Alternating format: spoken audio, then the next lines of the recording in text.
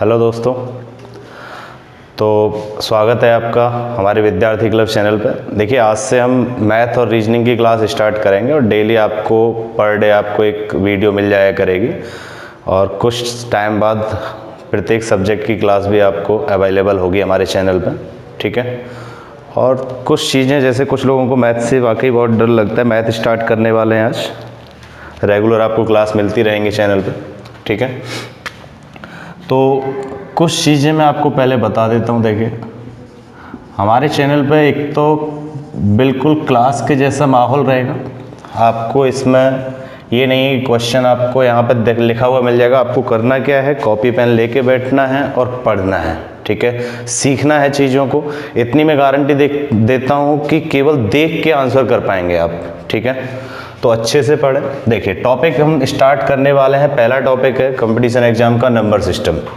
काफ़ी क्वेश्चंस आते हैं इस टॉपिक से और छोटे छोटे क्वेश्चंस होते हैं, बहुत बेसिक क्वेश्चंस होते हैं जिन्हें आप आसानी से देख के आंसर कर सकते हैं। और मैथमेटिक्स हम पूरी पढ़ेंगे। उस पूरी मैथमेटिक्स में आपको लगेगा कि कहीं ना कहीं 60% क्वेश्चंस ऐसे आते हैं जिन्हें आप बिना पेन पेपर के कर सकते हैं, बट आप चीज़ों को सीखें। ठीक है, तो टॉपिक स्टार्ट करते हैं। देखिए, पहला टॉपिक है हमारा नंबर सिस्टम। नंबर सिस्टम में देखिए है क्या, नंबर का मतलब होता है संख्या। अब नंबर का मतलब संख्या अगर होता है तो हम संख्या किस में पढ़ते हैं, तो दरअसल हमारी जो मैथमेटिक्स है वो पूरी बेस्ड है दशमलव संख्या पद्धति पर। दशमलव संख्या पद्धति हम जानते हैं। देखिए, बहुत बेसिक से पार्ट रहेंगे। दशमलव संख्या पद्धति, दशमलव संख्या पद्धति में दरअसल होता क्या है, 10 अंक होते हैं। संख्या की अगर बात करें तो आपने 2 टर्म सुने होंगे। पहला टर्म आपने सुना होगा डिजिट, यानी कि अंक, और दूसरा टर्म आप जानते हैं, एक होता है नंबर, और नंबर का मतलब होता है संख्या। टॉपिक को हम बिल्कुल बेसिक से लेके टॉप पॉइंट तक जाएंगे। ठीक है, ऐसा नहीं लगेगा आपको बिल्कुल भी कि बहुत सिंपल पढ़ा दिया है, बहुत टफ पढ़ा दिया, बट बेसिक से लेके टॉप पे जाएंगे। अच्छे से पढ़िएगा। डिजिट और नंबर में देखिए फ़र्क क्या है दोनों में। डिजिट जो होते हैं हमारे सिंगल होते हैं, जैसे 0, 1, 2, 3 और अप टू 9, यानी कि टोटल जो डिजिट होते हैं हमारी पूरी दशमलव संख्या पद्धति में, उसमें कितने होते हैं, 0 से लेकर 9 तक, यानी कि कितने अंक, यानी कितने डिजिट, टोटल 10 अंक होते हैं। नंबर जो रहते हैं हमारे, वो रहते हैं डबल डिजिट में। जैसे आप ले लीजिए 10 है, 11 है, और फर्दर अगर जाएं तो 99 है। 99 से आगे आपको पता है 100 आता है, 101 आता है। तो ये सब संख्याएं हैं, इनकी संख्या होती है इनफाइनाइट। ठीक है, तो डिजिट होते हैं हमारे संख्या होती हैं, और इनके हिसाब से हमें आगे पढ़ना है सारी चीज़ों को। देखिए, पहले बात करते हैं नंबर्स की। ठीक है, तो संख्या की बात कर लेते हैं, फिर बात करेंगे हम अंकों की। संख्या के बारे में बेसिक टॉपिक मैं आपको बताता हूँ। देखिए, जिन लोगों को लगता है ये चीज़ें हमें बहुत पहले से आती हैं, वो थोड़ा सा वीडियो को आगे बढ़ा के देख सकते हैं, बट मैं इस बात की गारंटी देता हूँ कि बिल्कुल बेसिक से लेके हम टॉप तक जाएंगे चीज़ों में। ठीक है, आपको कोई भी क्वेश्चन ऐसा नहीं लगेगा। मैं लास्ट में आपको पूरा टॉपिक जब कंप्लीट हो जाएगा तो टॉप 50 क्वेश्चंस करवाऊंगा जो प्रीवियस ईयर के होंगे इस टॉपिक से, वो भी हम पूरे डिस्कस करेंगे यहाँ पे। तो आपको खुद से पता लग जाएगा कि कौन कौन से टॉपिक हैं और किस तरीके से हमें पढ़ना है, और इतनी गारंटी देता हूँ कि 60% क्वेश्चन ऐसे ही सॉल्व कर लोगे। ठीक है, तो संख्या की बात कर लेते हैं। संख्या में आपने जनरली देखा होगा, जैसे एक संख्या लिख ली हमने 23। अब 23 संख्या को कैसे जनरलाइज किया जाता है, आप एक टर्म और जानते होंगे, ये भी, इससे भी क्वेश्चंस बनते हैं एग्जाम में हमारे में। स्थानीय मान होता है, यानी कि प्लेस वैल्यू, और एक होता है जातीय मान, यानी कि फेस वैल्यू। ये हमारी प्लेस वैल्यू होती है। इंग्लिश साथ साथ देखते चलें। कई बार क्या होता है आजकल के एग्जाम्स में कि इंग्लिश में जनरली ऐसे ही हिंदी में कन्वर्ट करके लिख दिया जाता है, जैसे वो बोल देगा प्लेस वैल्यू, तो उसमें फिर प्रॉब्लम आ जाती है। तो आपको इंग्लिश और हिंदी जो न्यूमेरिकल टर्म है उनकी आपको पता होनी चाहिए। ठीक है, देखिए गर्मी बहुत ज़्यादा हो रही है और फ़ैन इसलिए नहीं चला रखा क्योंकि साउंड आएगा बहुत ज़्यादा। तो हम मेहनत कर रहे हैं तो हम चाहते हैं मेहनत आप भी करें। स्टार्टिंग है, वक्त आएगा, वक्त बदलेगा और वक्त के बदलने के साथ साथ चीज़ें भी बदलती हुई चली जाएंगी। तो स्थानीय मान की बात कर लेते हैं। तो देखिए स्थानीय मान क्या होता है, जैसे कोई संख्या है 23 मैंने यहाँ लिखी थी, मैं यहाँ लिख लेता हूँ। तो 23 में क्या होता है, जैसे इकाई अंक पर जो संख्या होती है, इससे आप इकाई यहाँ से गिनते हैं, इकाई, दहाई, सैकड़ा, हज़ार, ऐसे। तो 2 का आप लिखेंगे तो ये कितना हो जाएगा, 2 × 10, जितने अंक उतने जीरो लगा देते हैं। ये आएगा 3 और ये आएगा 20। आप इनको दोबारा से ऐड करेंगे तो वही संख्या फिर से लौट के आ जाती है हमारी, जैसे 23। ठीक है, तो ये हमारे स्थानीय मान, जैसे 3 अंक था उसका स्थानीय मान 3 आ गया, 2 अंक था उसका स्थानीय मान 20 आ गया। जबकि जातीय मान क्या होता है, तो जातीय मान खुद उसकी वैल्यू होती है। जैसे 3 का जातीय मान 3 ही रहेगा और 2 का जातीय मान 2 ही रहेगा। तो ये स्थानीय मान और जातीय मान होते हैं। अब मैं कुछ बेसिक्स क्वेश्चन एक बता देता हूँ आपको, किस तरीके से क्वेश्चंस इस पर पूछे जाते हैं, साथ साथ हम क्वेश्चन करते चलते हैं। बाकी लास्ट में तो हम क्वेश्चंस करेंगे ही करेंगे, जो प्रीवियस ईयर के टॉप 50 क्वेश्चंस होंगे वो करेंगे इसके। तो देखिए जैसे एक क्वेश्चंस मैंने आपको लिखा, जैसे कोई संख्या है 32597, ये कोई संख्या है हमारी और इस संख्या के हिसाब से हमें देखना है कि अंक 5 के लिए हमसे पूछा गया है क्वेश्चन में कि 3259 एक संख्या है जिसमें आपको करना क्या है, स्थानीय मान और जातीय मान में अंतर बताना है और किस अंक के लिए, अंक 5 के लिए। इसका जो स्थानीय मान रहेगा वो हमारा रहेगा 500 और इसका जो जातीय मान रहेगा वो रहेगा 5। ठीक है, तो स्थानीय मान 500 हो गया और जातीय मान 5 हो गया, तो दोनों का अंतर हमसे पूछा गया है। तो प्लेस वैल्यू यानी कि पीवी और उनका अंतर बताना है फेस वैल्यू का, एफ। तो ये जो फेस वैल्यू का अंतर आ गया वो आ गया हमारा 495। तो इस तरीके से हम देख सकते हैं कि इस पर न्यूमेरिकल कैसे किए जाते हैं। तो स्थानीय मान और जातीय मान का अंतर ये रहता है। बहुत सिंपल है, बेसिक पार्ट है, आप केवल देखने मात्र से क्वेश्चन कर सकते हैं। जैसे मैं एक क्वेश्चन देता हूँ आपको 32597 और इससे काफ़ी सारे क्वेश्चन पिछले एग्जाम्स में पूछे गए हैं। जैसे मैं आपसे पूछूं कि एक संख्या है, इसमें अंक 2 है और अंक 2 के लिए आप बताइए जरा कि स्थानीय मान और जातीय मान का योग क्या होगा। पिछली बार अंतर पूछा था, इस बार योग है। तो योग आप जानते हैं, जैसे इसका जो स्थानीय मान होगा वो कितना हो जाएगा, कितनी संख्या है पीछे 4, तो 20,000 हो गया। और इसका जो जातीय मान रहेगा वो 2 रहेगा, दोनों का योग करना है तो ये कितना हो जाएगा 2002। ठीक है, तो इस तरीके से हो जाएगा। तो कैमरामैन बहुत गर्मी लग रही है भाई, कुछ ना कुछ इंतजाम तो करना पड़ेगा। इतनी मेहनत करवाओगे तो फिर पढ़वाओगे क्या, बट कोई नहीं, चलिए। तो ये स्थानीय मान और जातीय मान की बात हो गई। इसके बाद बात कर लेते हैं हम हमारे जैसे अंकों की संख्या ज्ञात करना। तो देखिए अंकों की संख्या कैसे ज्ञात करते हैं। बहुत इंटरेस्टिंग सा पार्ट है अंकों की संख्या ज्ञात करना। जैसे मैंने आपको कहा कि 1 से लेके 9 तक टोटल अंक कितने हैं, तो आप कहोगे कि टोटल अंक नंबर है हमारे पास 9 और प्रत्येक में एक डिजिट होता है यानी कि एक अंक होता है। तो टोटल डिजिट कितने आ गए हमारे पास, 9 डिजिट। अब मैं आपसे कहूँ कि 10 से लेके आप 99 तक जाइए, तो यहाँ पे प्रत्येक नंबर में टोटल नंबर पहले 9 हम ले चुके हैं, 99 तक जाना है तो कितने नंबर और बचे, 90 अंक में अगर हम बात करें तो प्रत्येक में 2 डिजिट हैं, तो टोटल डिजिट कितने हो जाएंगे 180 डिजिट। आप ऐसा कह सकते हैं। देखिए एक सिंपल सा फंडामेंटल मैं आपको बताने वाला हूँ, एक रिलेशन यहाँ पे आएगा जो कि आपको हमेशा याद रहेगा।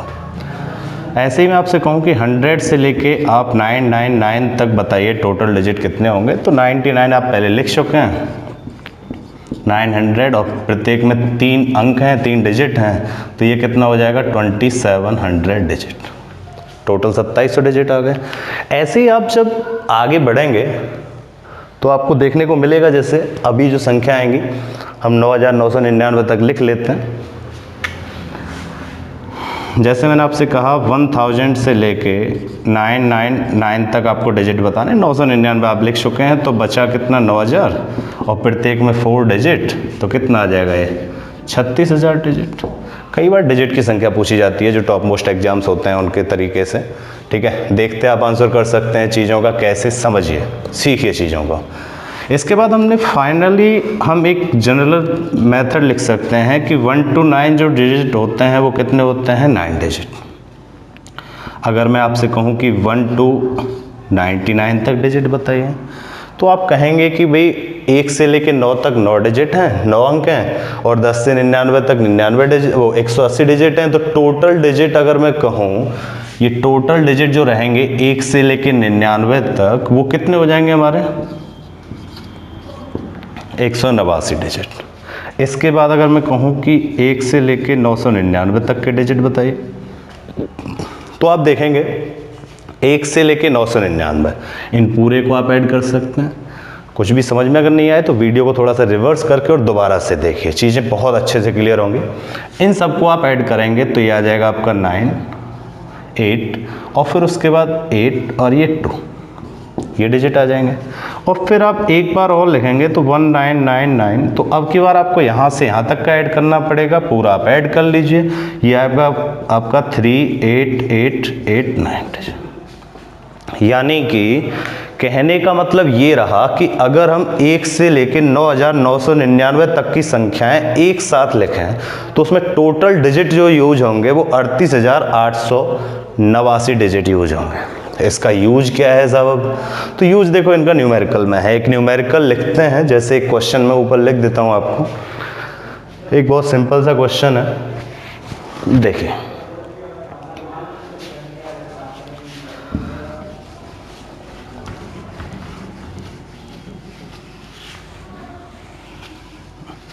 तो कुछ लोगों को लग रहा होगा कि बहुत आसान सी चीज़ें हैं, लेकिन मैं आपको विश्वास दिलाता हूं कि आप बस पढ़ते रहिए और चीज़ों को सीखिए। आप पूरे टॉपिक को बिना पेन पेपर के आप सॉल्व कर सकते हैं, फिर जितने भी न्यूमेरिकल हैं आपके। मैथमेटिक्स बहुत आसान लगेगी, और मैं कह रहा हूँ मैथमेटिक्स से सरल कोई टॉपिक ही नहीं है दूसरा। कुछ लोग घबराते रहते हैं इससे फालतू में। क्वेश्चन लिखते हैं, नीचे दिए गए प्रसार में, मैं बोल रहा हूँ आप लिख लीजिएगा, नोट कर लीजिएगा। दिए गए प्रसार में लास्ट के 4 अंक कौन से होंगे? लास्ट के 4 अंक कौन से होंगे? ठीक है, मैंने क्या बोला? दिए गए प्रसार में लास्ट के 4 अंक कौन से होंगे। तो कौन सा प्रसार दिया गया है? प्रसार ये है 1 2 3 4 5 6 7 डैश डैश डैश डैश, और यहाँ पे लिखा गया है कुल 71 अंक। यानी कि 1 2 3 से लेके कुल 71 अंक लिखे गए, और इसी तरीके से संख्याएं लिखनी है, और आपको लास्ट में जाके ये बताना है कि जो ये प्रसार है हमारा, रिलेशन है, इसके लास्ट 4 डिजिट क्या होंगे। अब करें कैसे? तो देखिए इसका यूज हम कर सकते हैं। कैसे यूज करेंगे? तो देखिए मैं बताता हूँ आपको। आपने देखा अभी इससे पहले जस्ट कि 1 to 9 से लेके यहाँ तक कितने डिजिट होते हैं? 9 डिजिट होते हैं, ठीक है।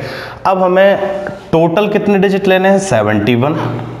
9 डिजिट यहाँ पे ले चुके, तो बचे कितने डिजिट? तो इसमें से घटा लो, कितने डिजिट आ गए? 62 डिजिट। अब 62 डिजिट अगर हमें लेके आने हैं तो हमें पता है कि यहाँ से लेके यहाँ तक टोटल 9 डिजिट थे, और प्रत्येक में कितना डिजिट था? 1 डिजिट था। कहाँ से कहाँ तक था? 1 से 9 तक ये संख्याएं थी। अब लेकिन यहाँ पे जो डिजिट आएंगे वो कितने डिजिट आएंगे? 2 डिजिट आएंगे। हमें कितने लिखने हैं? 62।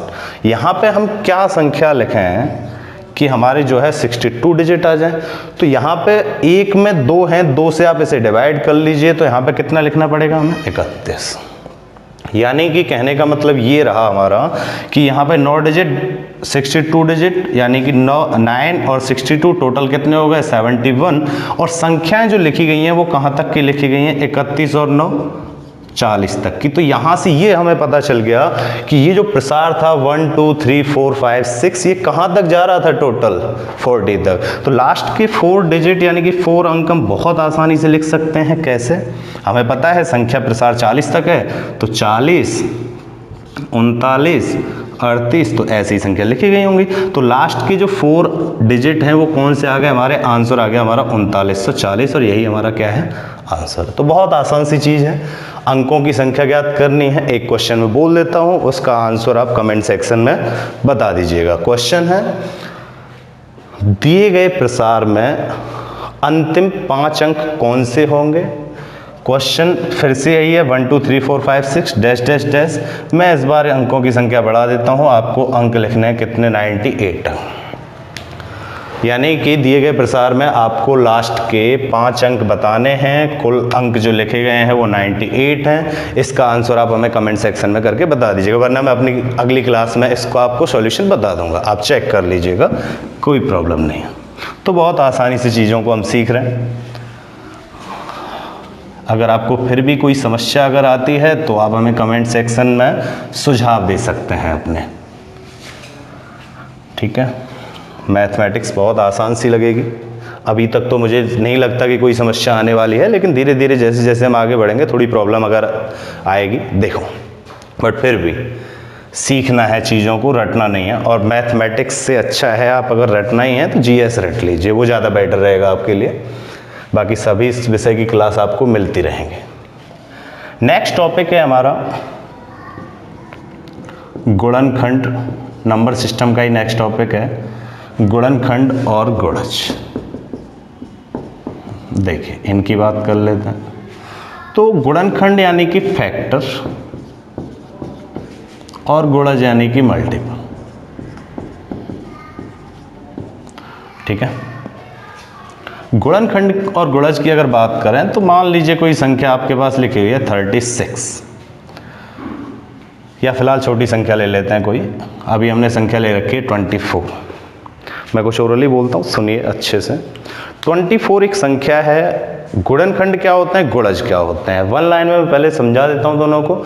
ऐसी संख्याएं जो दी गई संख्या को पूर्ण रूप से विभाजित कर दें, ऐसी संख्याएं जो दी गई संख्या को पूर्ण रूप से विभाजित कर दें, वे संख्याएं उस संख्या के गुणनखंड कहलाते हैं। अगली लाइन गुणज के लिए, ऐसी संख्याएं जो दी गई संख्याओं से पूर्ण रूप से विभाजित हो जाएं, उन संख्याओं को उस संख्या के गुणज कहते हैं। कहने का सेंस क्या रहा, ऐसी कौन कौन सी संख्याएं हैं जो 24 को डिवाइड कर देंगे, तो 1 डिवाइड कर देगी 24 को, 2 है, 3 है, 4 है, 6 है, 8, 12 भी है और 24 भी है। तो ये सब इसके क्या हैं, गुणनखंड हैं, यानी कि फैक्टर हैं। जबकि गुणज की अगर बात करें तो गुणज कितने हैं हमारे पास, तो गुणज क्या होते हैं, मैंने आपको बताया कि ऐसी संख्याएं जो इससे डिवाइड हो जाएं, इससे डिवाइड हो जाएं, और इसमें क्या था, इसको डिवाइड कर दें, ठीक है। तो यहाँ पे जो संख्या रहने वाली है 24 गुणे 1, कोई प्रॉब्लम है भाई, ठीक। 24 गुणे 3, तो ये संख्याएं हमारी इसकी गुणा जा जाएंगी, यानी कि 24, 48, 72, आगे भी। तो एक चीज़ हमें देखने पे मिलती है क्या, कि ये जो संख्याएं रहती हैं इनकी संख्या कैसी रहती है, निश्चित, यानी कि एक निश्चित नंबर में होते हैं। जबकि ये कैसे होते हैं, अनिश्चित, यानी कि इनफाइनाइट तक ये नंबर जा सकते हैं। तो किसी भी संख्या के आपसे कभी भी गुणज नहीं पूछे जाते हैं, आपसे पूछा क्या जाएगा, गुणनखंड, और जो कि आप देख कर बता सकते हैं, कोई पेन पेपर की जरूरत नहीं पड़ेगी। इनकी संख्या आपकी इनफाइनाइट हो सकती है, ठीक है। तो इनकी बात कर लेते हैं। निश्चित संख्या अगर होगी तो ये बहुत छोटी सी संख्या थी 24 संख्या के टोटल कितने गुणनखंड आए, 4 और 4 8। लेकिन अगर ये संख्या बहुत बड़ी हो गई तो फिर इसके गुणनखंड काउंट करना थोड़ा सा मुश्किल होता है, और वही हमसे पूछा जाता है कि कितने गुणनखंड इसके होते हैं। तो मैंने आपको बताया गुणनखंड और गुणज। गुणनखंड क्या होते हैं, जो इस संख्या को क्या कर दें, पूरी डिवाइड, और गुणज क्या होते हैं, जो इस संख्या से डिवाइड हो जाए। इनकी संख्या अनिश्चित होती है और इनकी क्या होती है, निश्चित। संख्या थी 24, उसके टोटल कितने गुणनखंड है, 8। बट प्रॉब्लम क्या आती है कि अगर कोई बड़ी संख्या हो गई तो उसके गुणनखंड कैसे हम ज्ञात करेंगे, तो वो मैं आपको सिखाता हूँ। देखिए बहुत आसान सी चीज़ है। मैथमेटिक्स और मैजिक दोनों एक ही चीज़ें हैं। जैसे मैजिक होता है वैसे ही मैथमेटिक्स होती है, बस दोनों में सिमिलरिटी यही होती है कि दोनों को सीखना पड़ता है। जब तक सीखोगे नहीं, रटते रहोगे, तब तक कुछ नहीं आने वाला है। तो नेक्स्ट हेडिंग है आपकी गुणनखंडों की संख्या ज्ञात करना। मैं उसे भी हटा देता हूँ, गुणनखंड और गुणज को। तो पूरे जोश के साथ पढ़ना है, पूरा एक्टिव रहना है, हमेशा पढ़ने के टाइम पे लेजी बन के नहीं रहना है, ध्यान रखिएगा, ठीक है। तो नेक्स्ट टॉपिक है आपका गुणनखंडों की संख्या ज्ञात करना।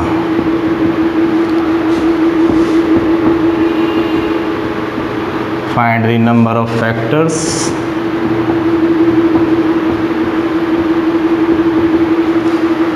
ठीक है। गुणनखंडों की संख्या ज्ञात करते हैं। तो देखिए जैसे कोई संख्या है 144, इसके हमें गुणनखंड बताना है।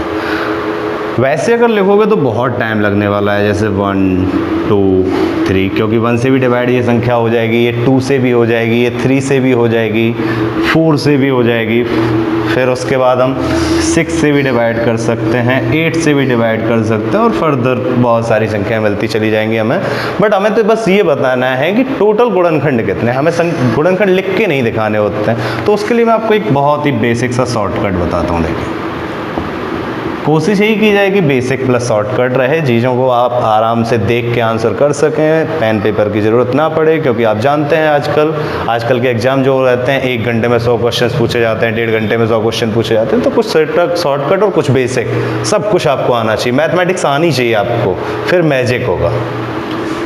तो देखिए शॉर्टकट की अगर बात करें तो आपने एक छोटी क्लास में गुणनखंड सीखे होंगे 144। आप कहते होंगे कि 2 से डिवाइड करिए, नहीं 2 से डिवाइड मत करिए। मैं कहता हूँ कोई ऐसी संख्या से डिवाइड करिए जो इसको डिवाइड कर दे और जिसका आपको स्क्वायर या क्यूब पता हो। तो जैसे आप इसे डिवाइड कर दीजिए छोटी संख्या 8 से, क्योंकि 8 को हम 2 की पावर 3 लिख सकते हैं, तो वो ज़्यादा आसानी रहेगी हमारे लिए। तो जैसे ही आप 8 से डिवाइड करेंगे तो 8 एकम 8, 6 बचे, 8 8 64, फिर एक बार और 2 से डिवाइड कर लो तो ये कितना हो जाएगा 9, और 9 को आप फिर से लिख सकते हैं 9 एक 9। इससे फ़ायदा क्या हुआ आप देखें, तो आप इसे इन संख्याओं को, ये 2 की पावर 3 और ये 2 की पावर 1, यानी कि आप इसे फाइनली ये लिख सकते हैं। इसे हटा देते हैं यहाँ से, मैं लिख के भी बता दूंगा कौन कौन से गुणनखंड है। तो यहाँ से शॉर्टकट की अगर बात करें तो ये 2 की पावर 4 लिखा जा सकता है, 2 की पावर 4 लिख लिया हमने इसे, और 9 को हम लिख सकते हैं 3 की पावर 2। ऐसी पावर में लिखना है जो उसके प्राइम फैक्टर का मतलब ये होता है उससे ज़्यादा इसे तोड़ा और ना जा सके। अब इसके बाद क्या करना है, देखिए गुणनखंडों की संख्या अगर हमें कैलकुलेट करनी है तो आपको बेसिक सा पार्ट है, जो पावर आई हैं उनमें आप +1 कर दीजिए। ये कितना आ गया 5 और ये कितना आ गया 3। आप इन दोनों का कर दीजिए मल्टीप्लाई, और मल्टीप्लाई करने के बाद जो भी संख्या आएगी वही हमारे किसकी संख्या है, गुणनखंडों की संख्या। यानी कि क्वेश्चन का आंसर क्या रहा, क्वेश्चन था कि 144 एक संख्या है जिसके कुल गुणनखंडों की संख्या कितनी होगी, और कुल गुणनखंड कितने आ गए हमारे पास 15। मैं आपको अभी लिख के बता रहा हूँ, कोई भी फैक्टर अगर छूट भी जाता है तो आप खुद से लिख लीजिएगा, लेकिन लिखने कितने टोटल 15, आने ही आने वो 15। देखिए कैसे लिखते हैं, 1 है। कभी भी आपको क्वेश्चन में ये नहीं कहा जाएगा कि फैक्टर लिख के दिखाइए, लेकिन मैं आपको लिख के भी दिखा देता हूँ। 1 2 3 4, क्योंकि ये सभी संख्याएं 144 संख्या को डिवाइड कर देंगे। इसके बाद 6, इसके बाद 8, इसके बाद 12, इसके बाद 16, सब पूरी संख्याएं इसको क्या कर रही हैं, डिवाइड कर रही हैं। आप किसी भी संख्या से देख लीजिए। अभी तक हम केवल कहाँ पहुँचे हैं, 1 2 3 4 5 6 7 8। अभी कितने फैक्टर और हैं हमारे पास, 7 फैक्टर्स और हैं जो कि इस 144 को क्या करेंगे, डिवाइड करेंगे। तो वो आप संख्या लिख के बताइएगा कि कौन कौन सी संख्याएं आगे ऐसी हैं जो इस 144 को क्या कर देंगी, डिवाइड कर देंगी। वो आपको कमेंट सेक्शन में बताना है कि कौन कौन सी संख्या। टोटल संख्या कितनी आनी चाहिए, फिर से सुन लीजिए, टोटल संख्या कितनी आनी चाहिए हमारे पास 15। अब इसमें भी थोड़ी प्रॉब्लम क्रिएट होती है। 2 तरीके के क्वेश्चन पूछे जाते हैं, या तो गुणनखंडों की संख्या ज्ञात कीजिए या फिर क्या ज्ञात करिए, कुल अभाज्य गुणनखंड। अब देखिए कुल अभाज्य गुणनखंड और कुल गुणनखंड 2 अलग अलग चीजें हैं। कुल अभाज्य गुणनखंड, कुल अभाज्य गुणनखंड की अगर बात करें तो उसमें कुछ नहीं करना होता है। ये गुणनखंड कितने आए हैं 4 और ये कितने आए हैं 1, 2 की पावर 1 है, यानी 3 की पावर 2 है, तो ये 4 और ये 2, तो टोटल जो कुल अभाज्य गुणनखंड है 4 + 2, तो टोटल अभाज्य गुणनखंड कितने हो गए 6, जबकि कुल गुणनखंड कितने हुए हैं हमारे पास, कुल गुणनखंड कितने हैं 15। तो ये दो अलग अलग क्वेश्चंस होते हैं। अगर अभाज्य गुणनखंड पूछे जाएंगे तो केवल आपको पावर ऐड करके लिखनी है। क्यों? क्योंकि 2 वाले कितने फैक्टर हैं 4, 3 वाले कितने फैक्टर हैं 2, तो टोटल फैक्टर कितने हो गए 6, जबकि कुल गुणनखंड कितने हो गए हमारे पास 15। ठीक है, तो ये कुल गुणनखंड और कुल अभाज्य गुणनखंड। मैं एक क्वेश्चन और सॉल्व करके बताता हूं जिससे आपको बहुत आसान सी चीजें लगेंगी। देखिए कैसा, कोई भी संख्या आप लिख लीजिए। इस बार और थोड़ी बड़ी संख्या ले लेते हैं। संख्या है हमारे पास 1296, यानी कि 1296। इसके 2 आंसर्स आपको करने हैं, क्वेश्चन 1 एंड क्वेश्चन 2। क्वेश्चन 1 है हमारा कुल गुणनखंड कितने होंगे, और क्वेश्चन 2 है हमारा कुल अभाज्य गुणनखंड। मैंने जस्ट अभी बताया, अगर समझ में नहीं आया हो तो आप वीडियो को रिवर्स करके देखें, बहुत बेसिक सा पार्ट था। तो स्टार्टिंग क्या करनी है, इसको तोड़ना है गुणनखंड में। तो देखिए 1296 को हम तोड़ देते हैं।